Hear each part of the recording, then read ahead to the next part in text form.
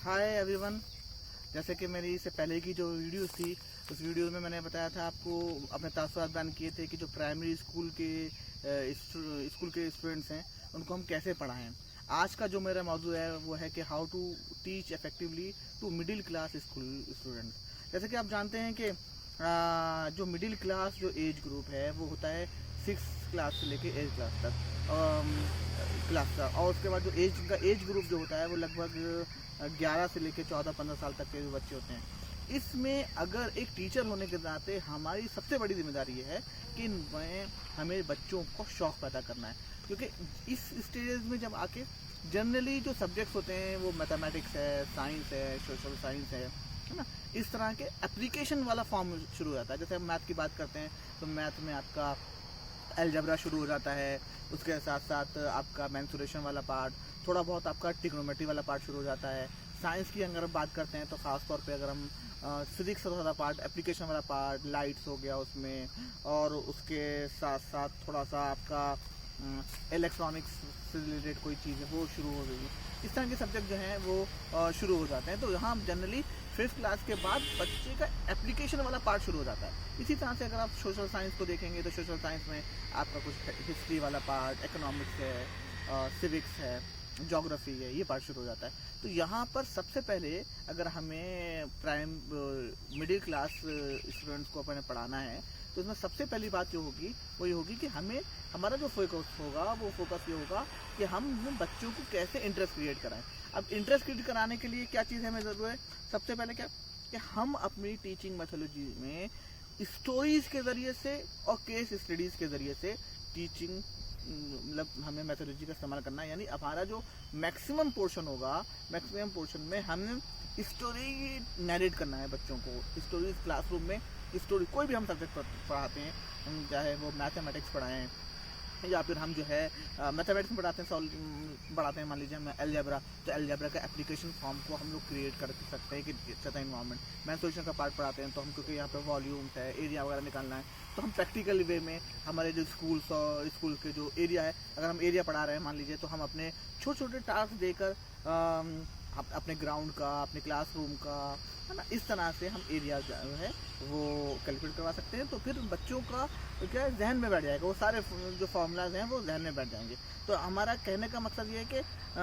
हमें यहाँ पर कोई भी सब्जेक्ट हम पढ़ाते हो, चाहे मैथ हो, साइंस हो, सोशल साइंस हो, है ना, या इंग्लिश है, हमें सबसे पहले स्टोरीज़ के ज़रिए से और दूसरी चीज़ उनको केस स्टडीज़ के ज़रिए से हमें अब टीचिंग मेथोडोलॉजी में ये दोनों चीज़ें इस्तेमाल करनी पड़ेंगी। बाकी जो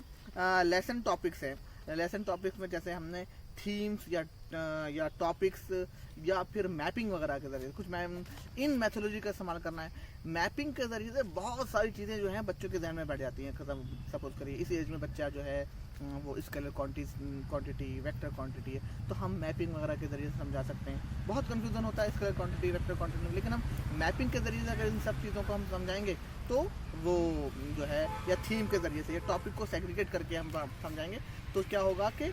बहुत अच्छा बच्चे को समझ में आएगा। और यहाँ देखिए, आप जनरली अब सारे स्कूल्स में स्मार्ट टीचिंग का इस्तेमाल हो ही गया है, तो हम क्या कर सकते हैं यहाँ पर कि जो भी आप सब्जेक्ट पढ़ाते हैं, किसी भी सब्जेक्ट का हो, उसमें हम लोग चैप्टर जब कंप्लीट हो जाए तो उसमें हम अपना पूरा कंक्लूजन, यानी पूरा जो है चैप्टर या यूनिट कंप्लीट कराने के बाद एक बच्चे को हम पीपीटी के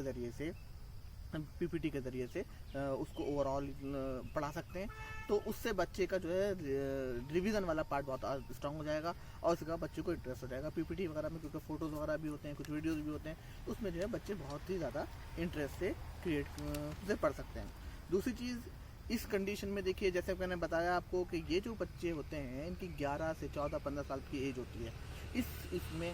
साइंटिफिकली ये डेटा ये कहता है, रिसर्च ये कहती है कि इस कंडीशन में अगर हमें बच्चों को बिल्कुल आइडियली बहुत अच्छे लेवल पे ले आना है उनको, तो रिवॉर्ड सिस्टम जो है वो शुरू करें। छोटे छोटे क्लासेस में हम लोग टॉफ़ीज़, जो अच्छा जवाब दे रहा है तो टॉफ़ीज़ दे सकते हैं, इवेंट्स करवा सकते हैं। तो हमारा छोटा सा अमाउंट उसमें उस बच्चे को बहुत ज़्यादा मोटिवेट करता है। तो ये चीज़ें जो हैं वो अब आज भी हमें याद है कि हमारे स्कूल्स में हमारे जो है टीचर्स, असातिज़ा जो है हमें खुश करने के लिए अगर हम तो एक छोटी सी टॉफ़ी, वो ज़्यादा कॉस्टली नहीं, 1 या 2 रुपये की आती होगी, वो देते थे, लेकिन उससे हमें इतना ज़्यादा सेल्फ मोटिवेशन हो जाता था, बहुत खुशी होती थी। तो ये चीज़ें अगर हम शुरू करें जिसमें जो है रिवॉर्ड सिस्टम का देते हैं, और एक और भी कर सकते हैं, जैसे स्कूल्स वगैरह में होता है, बहुत सारे पब्लिशर्स आते हैं, अपनी बुक्स ले जाते हैं। मैंने खुद नोटिस किया है, मेरे अपने 14-15 साल के टीचिंग एक्सपीरियंस में मैंने नोटिस किया है कि एक एक टीचर के पास बहुत सारी किताबें मौजूद होती हैं। तो उन पब्लिशर के एक्स्ट्रा अपना बुक्स को रखने से अच्छा है कि हम बच्चों को रिवॉर्ड सिस्टम के ज़रिए से उनको हम प्रोवाइड कर दें, बुक्स प्रोवाइड कर दें। इससे क्या होगा कि बच्चा खुश भी हो जाएगा, उसे इनडायरेक्टली आप मोटिवेट भी कर रहे हैं, और उसके काम की भी चीज़ें हैं। दूसरी बात कि जो भी हम कंपटीशन, ये मेरा एक सजेशन है कि जो भी हम कंपटीशन करवाते हैं स्कूल्स में, हम ट्रॉफीज़ वगैरह से ज़्यादा बेहतर है कि हम बच्चों को उनके सब्जेक्ट से रिलेटेड या मतलब इस तरह की चीज़ें अगर हम देंगे उनको, तो वो जो है वो ऑब्जेक्टिव टाइप की क्वेश्चन, या फिर अपनी जनरल नॉलेज की कोई बुक्स है उससे रिलेटेड, या कोई स्टोरीज बुक्स या मोटिवेशन बुक्स, इस तरह की चीज़ें देते हैं, स्टोरी बुक्स वगैरह का। तो जब हम देंगे तो जाहिर सी बात है उनको जो है वो उसका बहुत ज़्यादा फ़ायदा होगा। तो ये हमें रिवॉर्ड सिस्टम भी हमें शुरू करना है। बाकी देखिए,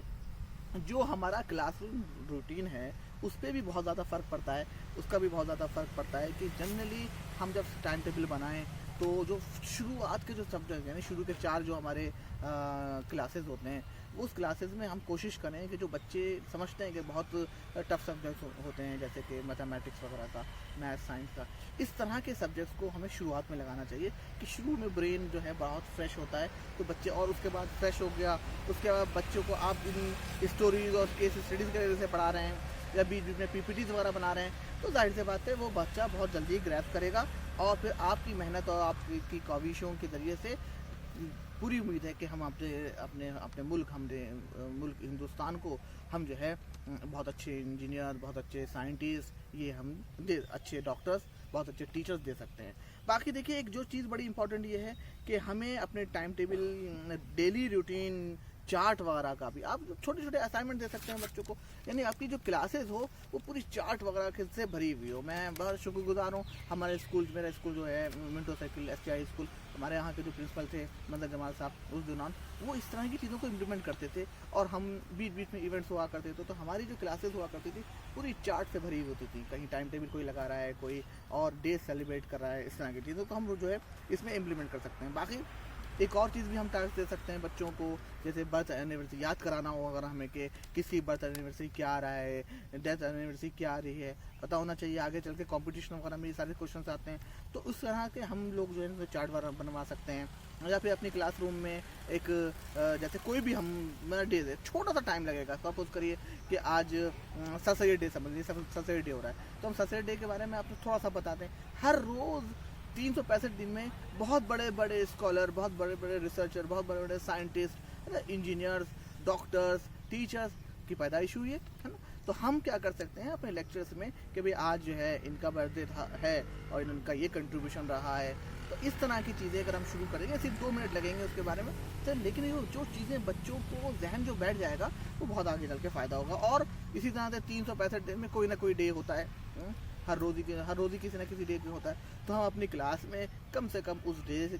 के बारे में बता सकते हैं बच्चों को। इससे क्या होगा कि बच्चों को पता चल जाएगा कि आज जो है ये डे है। इस तरह की चीज़ों से बच्चों के अंदर बहुत ज़्यादा इम्प्रूवमेंट होगा। देखिए, जो ग्रुप मैं बता रहा हूँ आपको, मिडिल क्लास ग्रुप, इसमें जो एज ग्रुप जैसा कि मैंने बताया कि 11 साल से लेके 14-15 साल तक के बच्चे होते हैं, इसमें हमें उनको कॉर्डियल यानी एक लीडरशिप डेवलप करनी है, तो उनको हम स्मॉल ग्रुप्स में डिवाइड कर सकते हैं, उनको पेयर्स में डिवाइड कर सकते हैं, और एक अच्छा इन्वायरमेंट देने के लिए टास्क, इंडिविजुअल टास्क भी दीजिए, और उसका सेल्फ डेवलपमेंट होता है। उसके साथ साथ हमें ऐसे टास्क देने चाहिए जो बच्चे ग्रुप में कर सकें, उस पर फिर एक हम ओवरऑल एक रिजल्ट निकल के आएगा।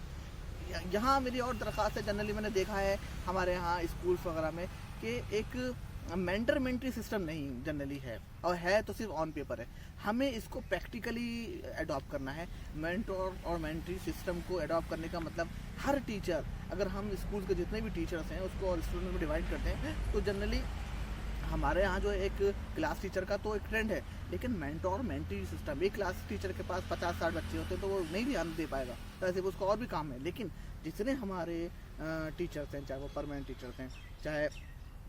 टेम्परेरी टीचर्स हैं, उनको हम स्टूडेंट जितने हैं और टीचर्स को डिवाइड करते हैं, तो लगभग 10-12 बच्चे के करीब आएगा।